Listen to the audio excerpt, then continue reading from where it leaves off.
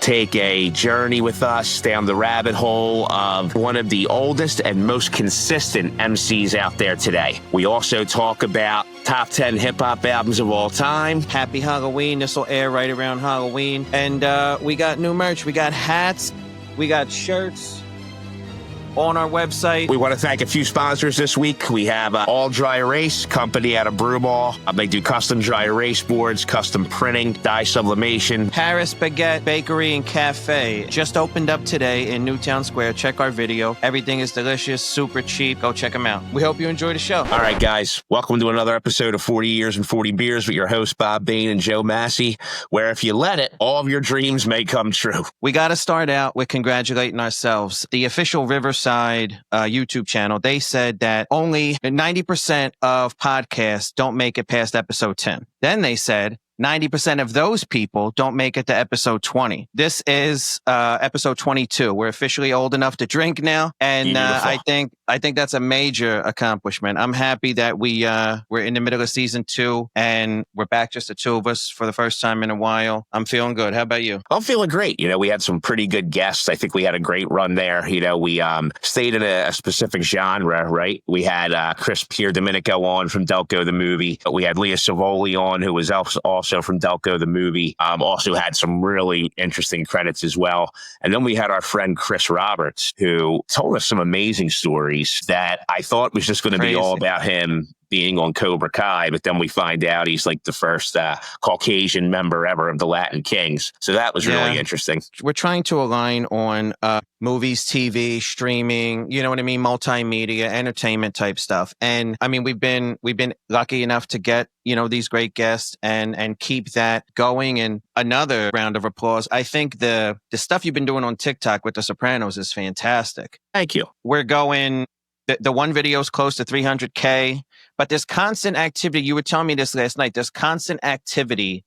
Every time we refresh the app, there's a comment, there's a like, there's something. Somebody's mentioning someone else. People are having conversations with themselves in our comments, which correct. I think is wild. And I love, even if it's just geared towards Sopranos related stuff, I love where the TikTok is going, and it's starting to really take off. No, I love the engagement. I think there's a lot of people who are starting to kind of figure out who we are and what we're about. And I also think it's all genuine, right? We don't come in and with a script, and we don't really even have an outline. We just kind of wing it and be ourselves and talk about topics and things that we love and that we're passionate about. Which brings us to something I know you're really passionate about, right? And I was thinking about this. Is it true that Nas has put out like 7 albums in the past 3 years or something? Or is it even shorter than that? He's put out 6 albums since the virus started. So I believe it was right after COVID began, the summer of 2020, he started a trilogy called King's Disease. And then he had 3 albums in that series. And then in the middle of that, he started another series called Magic. So we got King's Disease 1, 2, 3. We have Magic 1, 2, 3. August 21st, 2020, he started with King's Disease right after the virus began. And then King's Disease 2 was a year later. A few months later, he started the Magic series that was running alongside of that. A year later, he hits us with King's Disease 3. July and September, back to back, he gives us Magic 2 and Magic 3. Magic 3 ended September of 23. So we're just about at the 2-year mark. What he's doing now, cuz, is crazy. He has a record label, Mass Appeal Records. And so on Mass Appeal Records, obviously, there's a bunch of artists. He puts his own stuff out there now, but he has this whole, I don't know what you call it, a project, an initiative. There's a whole section of the record label dedicated to this Legend Has It series. He's going to do an album completely produced by DJ Premier. Mm-hmm. We've already gotten the return of Slick Rick after, I think, 28 years. Ghostface Killer just came out with Supreme Clientele 2. Raekwon had an album right after that. Mobb Deep just released their final album, right? We were talking about that the other day. So I don't know about that yet. I heard the first single. Nas is on all of these albums in either one record or multiple. He's got this flow, and he sounds like it doesn't sound like Big L from the 90s and Nas from 2025. It sounds like they both did it together, right? Like he found a way to like make it sound similar to what Big L was saying and how Big L sounded like from back then. But Havoc from Mobb Deep, he found, I guess he connected with Prodigy's family, and they found like 15 records, maybe more, but 15 came out. 15 a cappella records of his. Havoc and Alchemist did new beats. Havoc did some hooks. He rapped, he wrote verses, and they released an album called Infinite together. It's Mobb Deep's final album. It just came out. Big L and De La Soul are coming soon. How long has Prodigy been dead? I don't know. He's been dead a while. He was sick. He's been dead not as long as Big L, but it's been at least, I would say, a good 8 to 10 years. Has anybody else been putting out this type of volume, like who's mainstream, especially at this age? You know, like Jay has put out how many albums? And frankly, I don't care what anybody says. Nobody knows how old this motherfucker is, right? I mean, Jay could be 65 for all we know. Yeah, or 18. Yeah, we don't know for sure. We just don't know. And when was the last time he put out an album? Or it was a long time ago. Let me see if I could look that up. 2017 was the last album. So it's been 8 years since Jay put out an album. Now, he's had some amazing features, right? So, like, he has an 8-minute verse on Khaled's last album. It's called God Did. It's amazing. Okay. But yes, a full-length album, 2017. I think him and Beyonce technically did a group album together. It's called The Carters or something like that. I forget what year that was, but Jay as a solo artist, 2017. Yeah. So just by sheer volume alone and skill, is Nas the greatest MC of all time? I know there's a lot of argument. I know a lot of people say that he is. I personally don't think that he is. I think we were robbed. I think Christopher Wallace is the greatest rapper of all time, MC of all time. I mean, you can absolutely make the argument, and any real head would not be able to say you were wrong if you put Nas at number 1 or even in your top 3 or top 5, right? I mean, even Jay says it. Like, there's a song, Jay says, they argue all day about who's the best MCs, Biggie, Jay-Z, or Nas. Like, everyone knows. But yes, to be in your mid-50s, to have a record label, to be promoting these dead people with these amazing posthumous albums, bringing back Slick Rick from another country after, 2 decades, to be putting out 6 of your own albums, to have a record label on top of the Legend Has It series. He's opening up a casino. Nas is opening up his own casino in Queens. I mean, obviously he has an organization that he's partnering with, but Nas is opening up a casino in Queens. So yes, from a volume perspective, and he is at the top of his game. Like, both of those trilogies are amazing. And I think that whole, front to back, you can listen to the whole album. Amazing. Every one of them. I can. I mean, obviously there's some skips. I wouldn't put them in like the top albums of all time, but they're phenomenal. There's a record on King's Disease 1 called Car 85. It's like one of my favorite songs. He talks about a cab. It just so happened to be cab number 85 from when he was a kid. Okay. And the guy was so cool. They would have got him smoking the whip. The guy would take him places, buy them beer. So when you would call and order a cab back in the late 80s, early 90s, they would request car 85. Got it. And he just became their boy. And, he's saying like, I'm messing with broads, I'm smoking weed, I was taken to some amazing places. And, like he just has this whole nostalgic reminiscent about car 85. But yeah, he's at the top of his game lyrically. And these are all 6 of them are quality albums. And I think the John Witt Primo is going to be unbelievable. Well, a lot of people say he has the best hip hop album of all time, right? And what's funny is what a lot of people think is the best hip hop album of all time, I don't even think is his best album. I agree with you. So Nas, If I Ruled the World was the first hip hop song I've ever heard in my life. In my house, it was Sinatra. It was heavy doo-wop.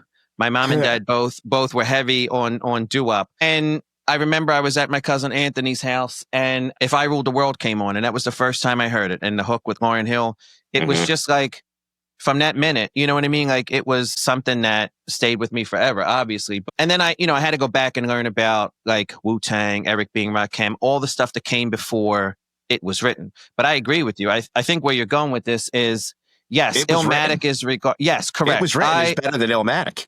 I believe that It Was Written is a better album than Illmatic. And I know that that's not popular opinion. And I know that both of them are regarded as, like in the top. Do you have them both in your top 10? No, I have It Was Written in my top 10. So I don't even have Illmatic in my top 10, and people think it's the number one, which is insane to me sometimes. But again, same as like what you were just saying about Nas being number one. No one can argue if you happen to say It Was Written and Illmatic are in my top 10. We were trying to get to this top 10 thing a while back, and I did have a chance to write down my list. I don't know if you have yours written down, but I'll go through mine and then jog your memory and see what you think, if you agree or disagree, and I'll let what you know you if think I disagree. about. What I'll do is, honestly, if you say that, and I'll go, you know what, I actually have that here.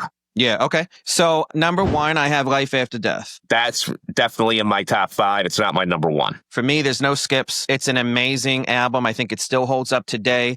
I think that there are verses that can become movies, like Arizona Ron, all that kind of stuff. I think that Life After Death is number one. I have It Was Written number 2.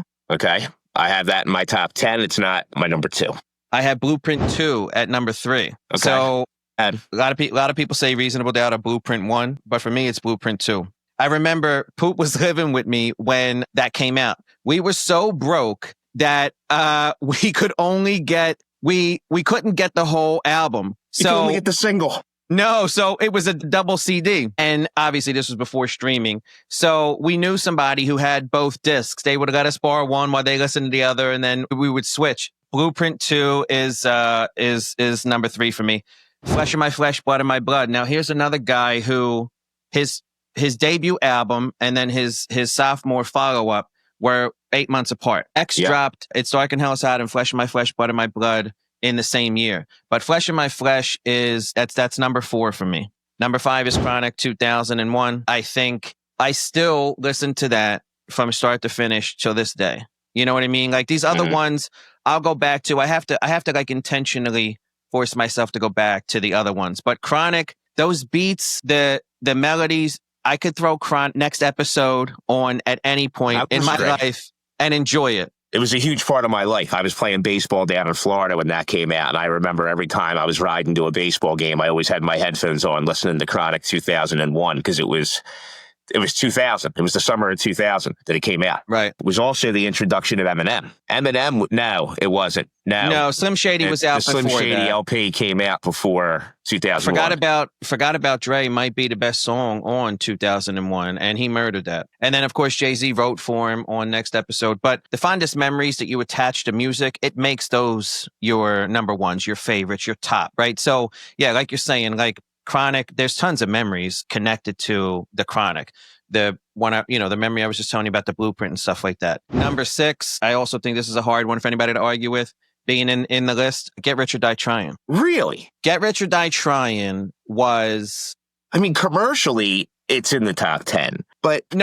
Yes, you're right. No one has 50 Cent in their top 5 lyricists of all time, right? Like he's not top 5 dead or alive in terms of lyrical prowess. Like he doesn't have bars like a Jada Kiss or a Fabulous does. But that album as a whole, with the Dre beats, the way he was one of the first guys to really sing on a hook and not make it like gay or R&B. You know what I mean? Like, well, when I go through my list, I'll really have to, because I'm going to go through my list kind of off the top of the head, and I'll really have to think about if that's in my top 10. I mean, I'm not saying it's not a great album. Yeah. I'm picking. And this is the great thing about it. We talked about everything's subjective, right? I'm picking up what you're laying down. I think what makes a great album is one, how much of it you can actually listen to, right? No skips is the number one requirement, right? Yes. I think it's pretty high up there with no skips. There might be one, there might be two, which is why it's a little bit lower down your list. Yes. Yeah, okay. For sure. I'm not gonna sit here and say all 10 of these have no skips, but Life After Death absolutely has no skips for me. That's why it goes number 1. It's extremely difficult for you to love every song on every album from one of your favorite artists. It's not easily done. Number 7 is College Dropout. Now, definitely on my list. Absolutely. I personally, if I'm ranking Kanye albums, I have 808 and Heartbreaks at number 1. for sentimental reasons. When he lost his mom and the way he leaned into the whole auto-tune thing and he created that album, that was my favorite. Twisted Dark Fantasies, number 2, and I have College Dropout at number 3. But I recognize that what it did for hip hop, and the first time that you really saw a producer come with such quality lyrics. Absolutely. Such inventive quality lyrics. music. Yes, yes. I mean, I the think soul sampling and all, like he perfected that. You know what I mean? I agree. So, as great as the lyrics were on the album, I actually think the music might be better. Yes. But even though it's not my favorite of his work, I recognize that it's phenomenal in the grand scheme of things. So it made the list. Okay. I have to count them. Number 8 is Wu-Tang Forever. Yep, it's on my list. You talk about memories. Like my dad had to drive me to the wall the day it came out, because back then new songs would release like in official stores on a Tuesday. So I remember Tuesday night after school, my dad had to drive me to the wall so I could go buy it. And again, double CD, right? There's a couple of these that are double CDs. Life After Death is double. Blueprint 2 is double. Wu-Tang Forever is double. Unbelievable from start to finish. You wouldn't imagine that 9 different men could do it again on a double CD after what you heard with 36 Chambers. But they did. And I think it's one of the best hip hop albums of all time. Number 9 for me is Doggy Style. Yep, it's in my top 10. Number 10 for me is a tie between Carter 2 by Lil Wayne, Drake Thank Me Later, and Mace Harlem World. Okay. All right. Hey, listen, I think that is a very good top 10. And that's what I love about personal opinion, because my number 1 isn't even in your top 10. Really? Yes. And we just talked about this. Like, that's what's so great about being objective, right? Especially about hip hop. So my number 1 is The Chronic, the original. Woo! That's my number 1 for 2 reasons. 1, it changed the game of hip hop. It changed everything. And it was the first hip hop album I ever heard all the way through. Yeah. Okay. All right. For me, there's no skips on that. So it's the opposite of how you feel about Nas. We just said that Nas for you is It Was Written Then Illmatic. But for Dre, it's Chronic then 2001.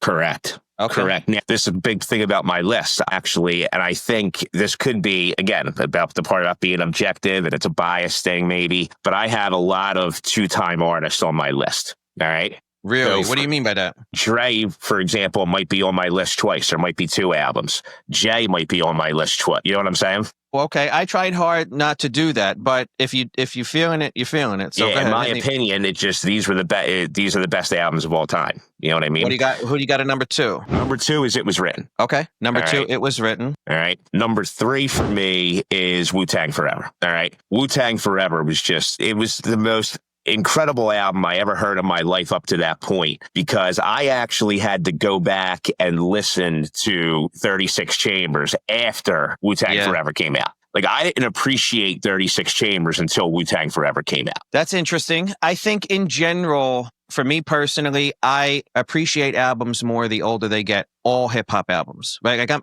yes, I listen to other kinds of music, but since If I Ruled the World came out, I've been 90% hip hop my entire life. But an album gets better with age for me. So have you never heard 36 Chambers until after Forever, or you heard it, you just didn't appreciate it? I think I didn't hear it until Wu-Tang Forever.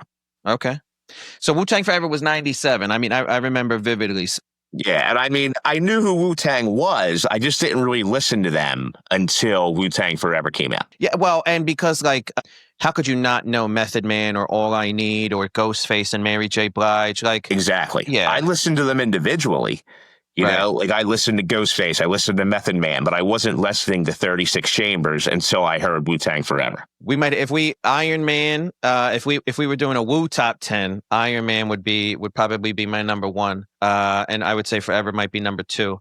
But okay, so 1, 2, 3, you're off to a strong start. What do you got at number 4? College Dropout. Yes, okay. College Dropout, we already talked about it. College Dropout, in my opinion, is probably one of the most unique, right? Yeah. If there's not a better word, it's probably one of the most unique albums we've ever heard in hip hop. Yeah, 100%. I remember, like you're saying with the appreciation, like I didn't appreciate, we don't care what people say, drug dealing just to get, I didn't appreciate that chorus, especially with children on it and talking about drug dealing. But again, like Poop has always appreciated things sooner than me. And I didn't notice, because we lived together for a good stretch. And he would love that chorus when it first came out. And he made me love it. And now today, like I was saying, things get better with age for me. Yeah, that's one of my favorite Kanye records of all time, but it had to grow on me. Yeah, no, absolutely. And then, so who's rounding out your top 5? So number 5 is Chronic 2001. Okay. All right. So those are my... It's a strong list, cuz nobody can argue with that. So those are my top 5. I mean, Chronic 2001, you had, it was just unbelievably written, right? Even though Dre didn't write his own stuff. We know, did Jay-Z write everything for Dre? Because think about it. They also had Exhibit was on the album. He could have wrote for him. M could have wrote for him. Snoop could have wrote for him. I think, now I've never looked it up. I'm just going by my ear. So hold on. Chronic 2001. Let's look at the track list. You got the Logo intro. That doesn't count. Watcher was written by Jay. Fuck You with Devin the Dude and Snoop is fantastic. He has a ghostwriter for everything, but I can't call it off the top of my head who wrote Fuck You. Still DRE and Next Episode was Jay. Big Ego, Explosive.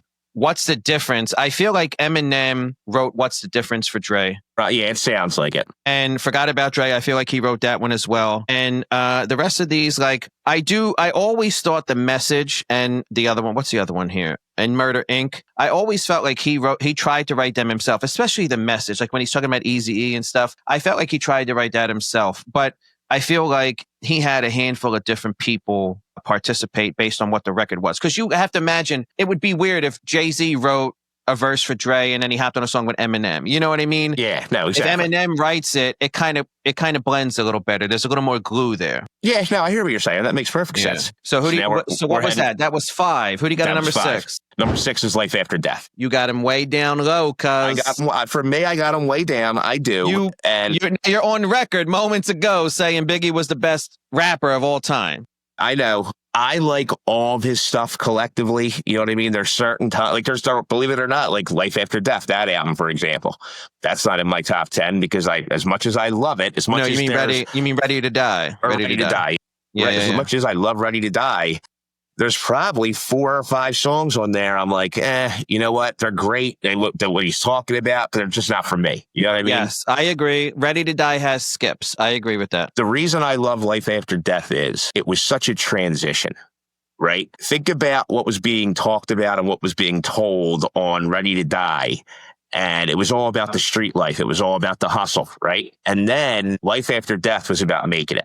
Finally kind of making it out of the street life. And if you think about it, it was really such a sad thing because it came out after he died. It did. Well, he recorded all the songs before he passed. But I remember Vinny called me and he was like, your boy died. He's like, put the news on. You know what I mean? That was back when you had to put the news on. Yeah. And I remember March 9th, like I was like, oh my God, this is so crazy. Like, and then Pac as well. But I think the fact that he was gone, if you lived through it, the fact that he had died and then you got the album in your hands, I think that added a layer to the appreciation. I forget his last name, but Alex, there was a kid named Alex in the neighborhood, like on Maganza or something.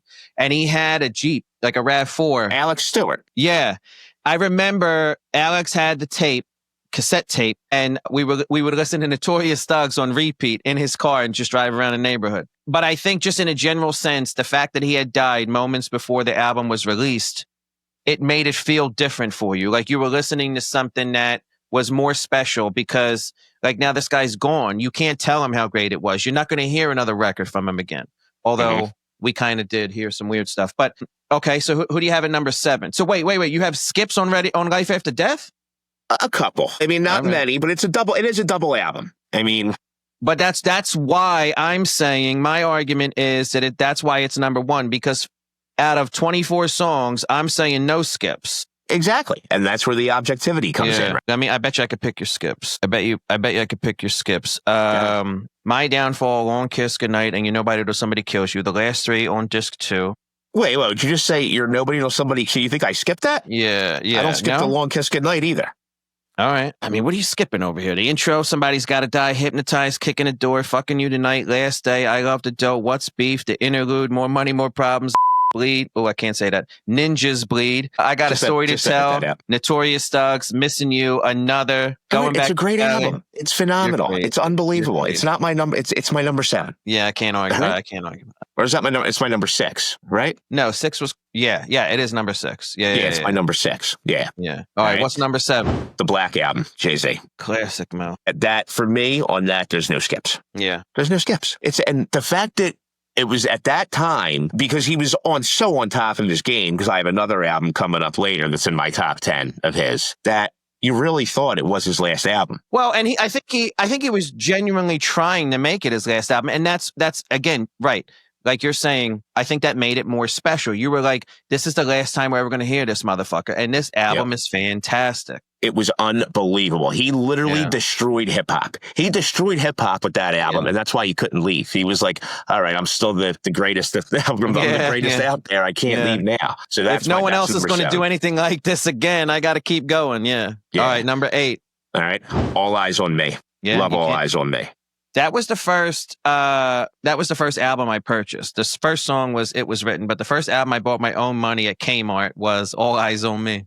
Yeah, you gotta love All Eyes on Me. I mean, it's one of the greatest albums, right? It's the first album he did when he came out of when he was on Death Row. Yeah, when he was on Death Row. As soon as they picked him up, got out of prison and knocked out a double album.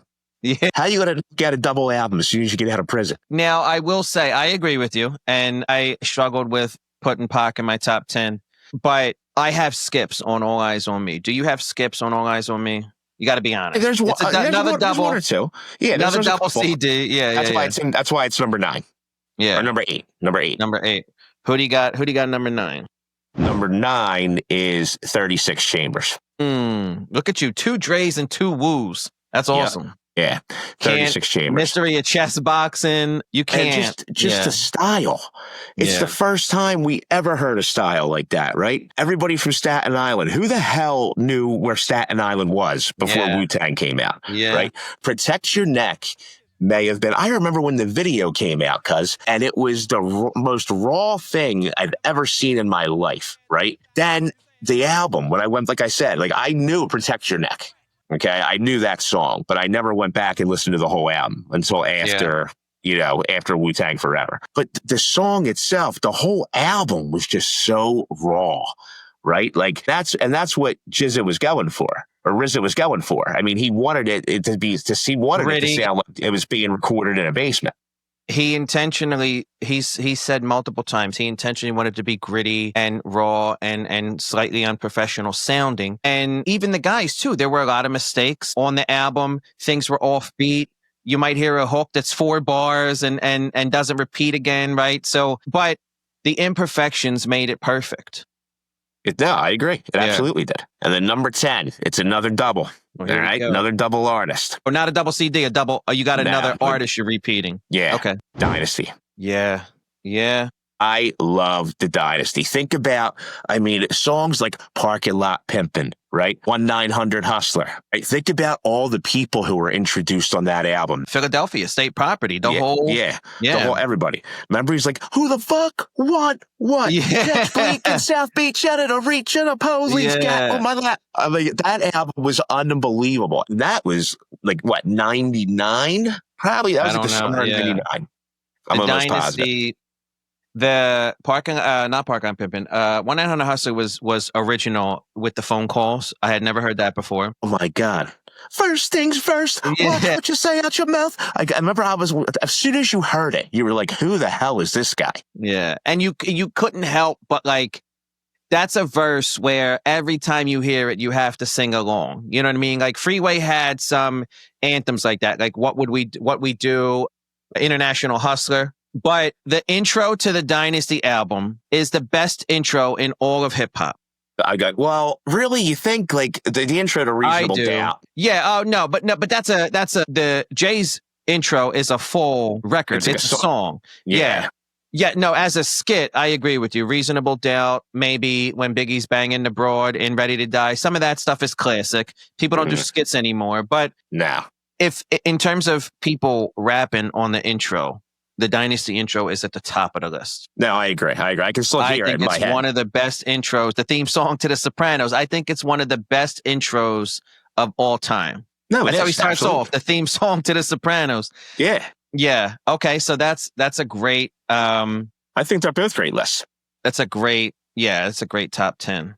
I don't know if Dynasty counts as a double because that was technically like a group album. So you might be able to get away with that. But I agree. No one can argue with that. It definitely belongs in the top. Yeah, but it wasn't. It was Jay-Z, the Dynasty. You know what I mean? He presents. They were La featuring. Familia. Yeah. Yeah. You know what I'm saying? Like, just like any album. I mean, listen, the only one who doesn't have anybody on their albums is Nas. Yeah. Like, especially back in that era. I mean, everybody was trying to form their own label. I mean, I think that's when he actually got Rockefeller Records together. I feel like maybe in between Volume 1 and Volume 2, like right around the time Annie, like Hard Knock Life came out, I feel like he was on Rockefeller by then. But it was early days, even if it wasn't there yet. You know what I mean? So for sure, Dynasty was at the beginning of Rockefeller as like a household name. And, you know, we talk about Nas so much. We talk about Dr. Dre. Now, yes, there weren't tons of features on Nas's solo albums, but The Firm was an entire album from 4 artists from the Queens area, New York area. Jay did all the beats for The Firm, too. What do you mean Jay did the beats? Jay wasn't. Dre, Dr. Dre. Yeah. Okay. So who was in The Firm? You had Nas, Foxy Brown, right? AZ and Nature. Yeah, okay. Now, Noriega gets honorable mention, Mobb Deep gets honorable mention, and Cormega. But the 4 main people are Foxy, Nas, AZ, and Nature. And Dre did most, if not all, of the beats. And he said it recently, like on Drink Champs, they asked him, what are your most famous records that you weren't actually on? And he says Phone Tap. So Phone Tap, Firm Biz. Phone Tap's one of the greatest songs ever. AZ's on that, right? It's AZ and Nas. What's the dilly? Just touch grounds down in Philly. That song is banging. So that doesn't get talked about enough. I can enjoy it. I mean, there's skips, but I can enjoy the Firm album for sure. Listen, Foxy Brown's debut album was friggin' unbelievable. I loved her first album, like Il Nana with Meth. Yeah. I thought, what's the joint with Blackstreet? Bring You Home, Gotta Take You Home with Me. You know, that's a great one. When Jay put her on Reasonable Doubt, Ain't No Ninja, when that song came out, it was so crazy to me. She was so cocky for a young woman. Absolutely. On that record. It was extremely impressive to hear a woman rap like that. Do you think that was the first time you heard a female rapper? Because like we're in our early no, so I know for a fact it wasn't. The first one I heard was oh my god, you know exactly who it was. Afro Puffs.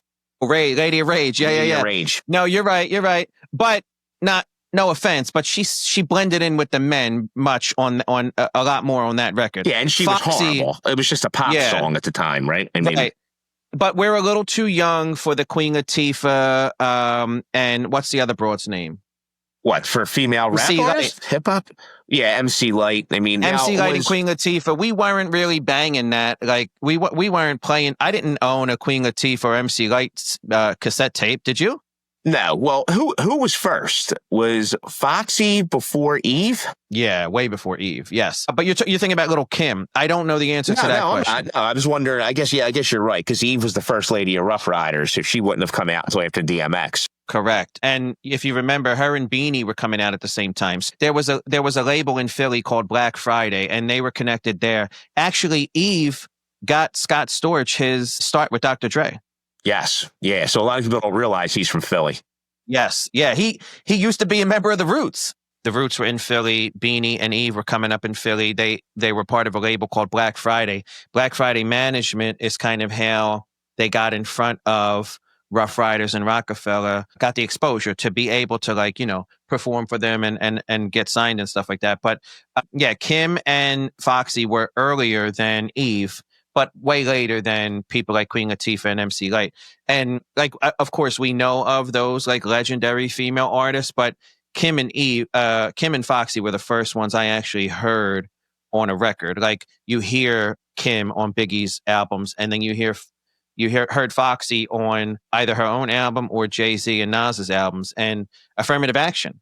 That was the first time the Firm got together.